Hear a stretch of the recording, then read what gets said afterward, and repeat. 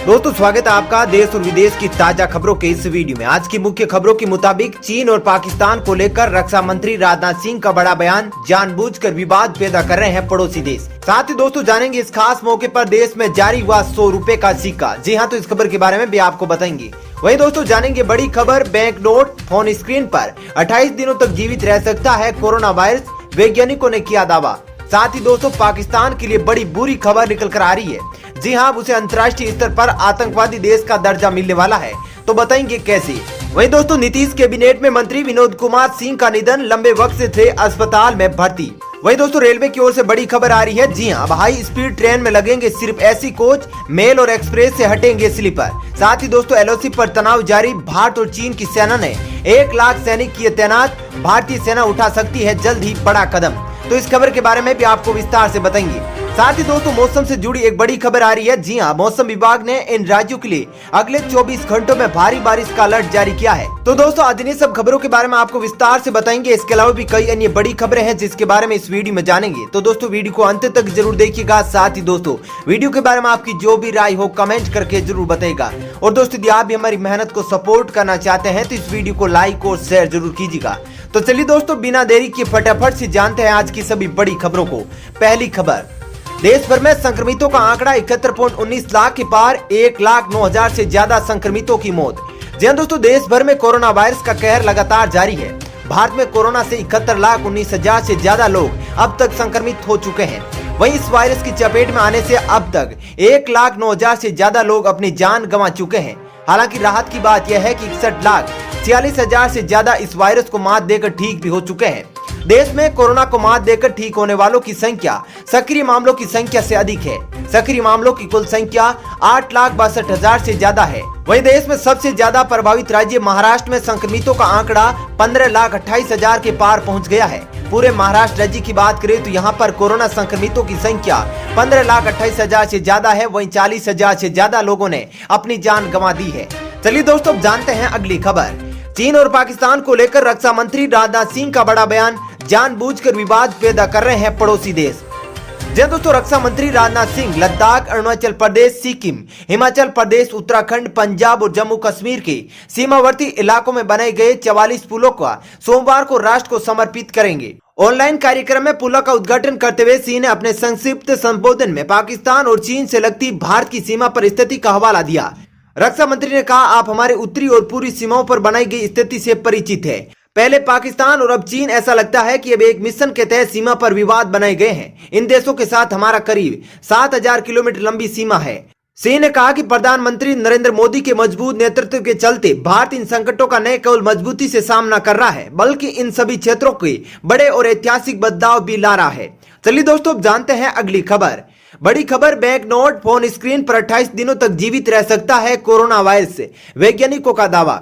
उनका कहना है कि बैंक नोट फोन की स्क्रीन पर 28 दिनों तक कोरोना वायरस जिंदा रह सकता है। ऑस्ट्रेलिया की नेशनल साइंस एजेंसी की शोध में सनसनीखेज दावा किया गया है। CSIRO के रोग की तैयारी केंद्र के शोधकर्ताओं ने 3 अलग अलग तापमान पर अंधेरे में कोरोना वायरस के जीवित रहने का परीक्षण किया, जिससे पता चला कि तापमान के ज्यादा गर्म होने की स्थिति में कोरोना वायरस के जीवित रहने की दर कम हो गई। वैज्ञानिकों ने पाया कि 20 डिग्री सेल्सियस यानी 68 डिग्री फ़ारेनहाइट के तापमान पर कोरोना वायरस चिकनी सतह पर जैसे फोन की स्क्रीन पर बहुत ज्यादा मजबूत हो गया। उन्होंने बताया कि glass, steel, plastic bank note पर कोरोना वायरस 28 दिनों तक जीवित रह सकता है। वहीं बता दें कि 30 डिग्री सेल्सियस पर उसका जिंदा रहने का समय घटकर 7 दिन हो गया, जबकि 40 डिग्री सेल्सियस पर कोरोना वायरस मात्र 24 घंटे तक जीवित रह सका। शोधकर्ताओं का कहना है कि छेद वाली सतह जैसे कॉटन पर कोरोना वायरस सबसे कम तापमान पर 16 दिनों तक जिंदा रह सकता है, जबकि सबसे ज्यादा तापमान पर 16 घंटों तक जीवित रह सकता है। चलिए दोस्तों जानते हैं अगली खबर। FATF बैठक से पहले पाकिस्तान को बड़ा झटका, बड़ा ब्लैक लिस्ट होने का खतरा। जी दोस्तों, financial action task force FATF की बैठक से कुछ हफ्ते पहले ही पाकिस्तान के प्रधानमंत्री इमरान खान को बड़ा झटका लगा है। ये देखते हुए कि मनी लॉन्ड्रिंग और टेरर फाइनेंसिंग के खिलाफ पाकिस्तान द्वारा किए गए उपाय पर्याप्त है। बता दें कि 21 से 23 अक्टूबर को पेरिस स्थित FATF की बैठक होने वाली है। डॉन की रिपोर्ट के मुताबिक एशिया पैसिफिक ग्रुप ने पाया कि टेरर फंडिंग और मनी लॉन्ड्रिंग को खत्म करने के लिए FATF की ओर से दिए गई तकनीकी सुविधाओं को लागू करने में पाकिस्तान ने बहुत कम प्रगति की है। चलिए दोस्तों जानते हैं अगली खबर। नीतीश कैबिनेट में मंत्री विनोद कुमार सिंह का निधन, लंबे वक्त से अस्पताल में थे भर्ती। तो बिहार से बड़ी खबर आ रही है, जहां नीतीश कैबिनेट के मंत्री विनोद कुमार सिंह का निधन हो गया है। उन्होंने दिल्ली के मेदांता अस्पताल में अंतिम सांस ली। विनोद कुमार सिंह काफी दिनों से बीमार चल रही थी। लंबे वक्त से पटना में इलाज के बाद उनकी गंभीर हालत को देखते हुए एयर एम्बुलेंस से दिल्ली लेकर आया गया था, जहां उनका इलाज चल रहा था। विनोद कुमार सिंह को पटना में ब्रेन हेमरेज होने के बाद रूबन अस्पताल में भर्ती करवाया गया था। बता दें कि विनोद कुमार सिंह कटिहार के प्राणपुर विधानसभा क्षेत्र से बीजेपी के विधायक थे और नीतीश कैबिनेट में पिछड़ा और अति पिछड़ा कल्याण मंत्री थे। आपको बता दें कि विनोद कुमार सिंह को पहले कोरोना भी हुआ था। चलिए दोस्तों, जानते हैं अगली खबर। 100 का सिक्का जारी, प्रधानमंत्री नरेंद्र मोदी ने इस खास मौके पर किया अनावरण। दोस्तों, केंद्र सरकार ने नया फैसला लेते हुए बड़ा ऐलान किया है। देश के प्रधानमंत्री नरेंद्र मोदी ने 12 अक्टूबर को राजमाता विजयराजे सिंधिया की 100वीं जयंती पर 100 रुपए के सिक्के का अनावरण किया। सरकार राजमाता विजयराजे सिंधिया के सम्मान के रूप में उनके जन्म शताब्दी अवसर पर 100 रुपए का स्मारक सिक्का 12 अक्टूबर को जारी किया। बता दें कि सिंधिया राजघराना देश का पहला ऐसा राज परिवार है जिसके किसी सदस्य के सम्मान में केंद्र सरकार ने स्मारक सिक्का जारी किया है। चलिए दोस्तों, जानते हैं अगली खबर। रेलवे का बड़ा कदम, सिर्फ हाई स्पीड ट्रेन में लगेंगे एसी कोच, मेल और एक्सप्रेस से हटेंगे स्लीपर। दोस्तों, कोरोना महामारी के बाद रेल यात्रा का अंदाज पूरी तरह बदल गया है।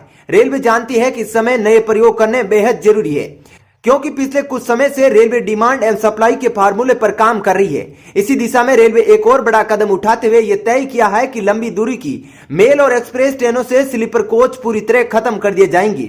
यानी इन ट्रेनों में सिर्फ ऐसी बोगियां रहेंगी। आने वाले दिनों में स्लीपर कोच केवल पैसेंजर और धीमी गति की ट्रेनों में ही नजर आएंगी। हालांकि अभी ये सभी ट्रेनों में एक साथ नहीं किया जाएगा। इस समय अधिकतर मेल और एक्सप्रेस ट्रेनों की अधिकतम स्पीड 110 किलोमीटर प्रति घंटा है। वहीं कोरोना महामारी के बाद रेल यात्रा का अंदाज पूरी तरह बदल गया है। रेलवे जानती है इस समय प्रयोग करने बेहद जरूरी है, क्योंकि पिछले कुछ समय से रेलवे डिमांड एवं सप्लाई के फार्मूले पर काम कर रही है। इसी दिशा में रेलवे एक और बड़ा कदम उठाते हुए यह तय किया है कि लंबी दूरी की मेल और एक्सप्रेस ट्रेनों से स्लीपर कोच पूरी तरह खत्म कर दिए जाएंगी। यानी इन ट्रेनों में सिर्फ ऐसी बोगियां रहेंगी। आने वाले दिनों में स्लीपर कोच केवल पैसेंजर और धीमी गति की ट्रेनों में ही नजर आएंगी। हालांकि अभी ये सभी ट्रेनों को एक साथ नहीं किया जाएगा। चलिए दोस्तों, जानते हैं अगली खबर। एलओसी पर तनाव जारी, भारत और चीन की सेना ने 1 लाख सैनिक किए तैनात, भारतीय सेना उठा सकती है बड़ा कदम। दोस्तों, चीनी सेना उस मौखिक समझौते को तोड़ते हुए लद्दाख के मोर्चे पर अतिरिक्त ब्रिगेड को तैनात कर तनातनी को बढ़ा दिए है। अनुमानतः एलएसी पर चीनी सैनिकों की संख्या 1 लाख के करीब हो गई है। भारत के भी इतने ही सैनिक तैनात हैं, पर हालात के मद्देनजर भारतीय सेना एक और डिवीजन सेना तैनात करने की तैयारी कर रही है। मिलने वाले समाचारों के मुताबिक फिंगर 4 की ऊंचाई पर सैनिकों की नई टुकड़ी तैनात करने के लिए पीएलए ने पेंगोंग झील के उत्तरी हिस्से में एक अतिरिक्त ब्रिगेड की तैनाती की है। चीन की मंशा यहां अपने सैनिकों को मनोबल ऊंचा रखने की है। एक वरिष्ठ अधिकारी ने कहा कि पूर्वी लद्दाख के फिंगर 4 इलाके में भारत और चीन दोनों ने करीब 18,000 फीट की ऊंचाई पर अपनी सेना तैनात की है। अब मौसम खराब होने लगा है, इससे देखते हुए पीएलए यहां अपने 200 नए सैनिकों को पहुंचा रहा है, ताकि अग्रिम मोर्चे पर तैनात उसके सैनिक खुद को तरोताजा और प्रेरित महसूस करे। वहीं रक्षा अधिकारियों के मुताबिक चीन पर भरोसा करना खुद को धोखा देने जैसा है। दरअसल उसकी कथनी और करनी में कोई मेल नहीं है। सीमा पर बने तनावपूर्ण हालात में कमी लाने की बात तो वह करता है, लेकिन सीमा पर उसकी गतिविधियां संदेह प्रकट करती है। पूर्वी लद्दाख सहित वास्तविक नियंत्रण रेखा पर तनाव कम करने के लिए सोमवार को दोनों देशों के सैन्य कमांडरों के बीच 7वें दौर की बातचीत आरंभ हुई है, पर पिछली बातचीत में हुए मौखिक समझौते को तोड़ते हुए उसने तनाव बढ़ाने वाली ही कार्रवाई की है। चलिए दोस्तों, जानते हैं अगली खबर। मौसम विभाग की भयंकर चेतावनी, इन राज्यों में जारी किया अगले 24 घंटों में भारी बारिश का अलर्ट। दोस्तों, देश में मौसम तेजी से बदल रहा है। गर्मी के बाद अब धीरे धीरे सर्दी ने दस्तक देना शुरू कर दिया है। वहीं अब मानसून अब अपने अंतिम पड़ाव पर है और लौट रहा है। लिहाजा लौटते मानसून की वजह से देश के कई राज्यों में अभी कुछ दिन बारिश होने की संभावना है। कई जगहों पर बारिश भी हो रही है। ओडिशा से लेकर आंध्र प्रदेश के तट तक और कर्नाटक और तेलंगाना में उत्तरी अंडमान सागर में ऊपर बने कम दबाव के क्षेत्र में मजबूत होने और पूर्वी तट की तरफ बढ़ने की वजह से अगले 2-3 दिन तक भारी बारिश होने की संभावना है। इसके साथ ही मौसम विभाग ने 15 से 17 अक्टूबर के बीच दिल्ली एनसीआर में भी बारिश की संभावना जताई है। वहीं बिहार, झारखंड और पूर्वी उत्तर प्रदेश के कुछ इलाकों में भी बारिश का पूर्वानुमान है।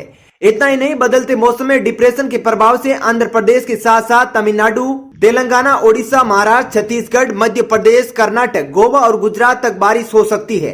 दोस्तों फिलहाल इस वीडियो में इतना ही। ऐसी ही खबरें देखते रहने के लिए आप हमारे चैनल को सब्सक्राइब जरूर कीजिएगा और साथ ही दोस्तों वीडियो के बारे में आपकी जो भी राय हो कमेंट करके जरूर बताइएगा। वहीं दोस्तों यदि आप भी हमारी मेहनत को सपोर्ट करना चाहते हैं तो इस वीडियो को लाइक और शेयर जरूर कीजिएगा। धन्यवाद।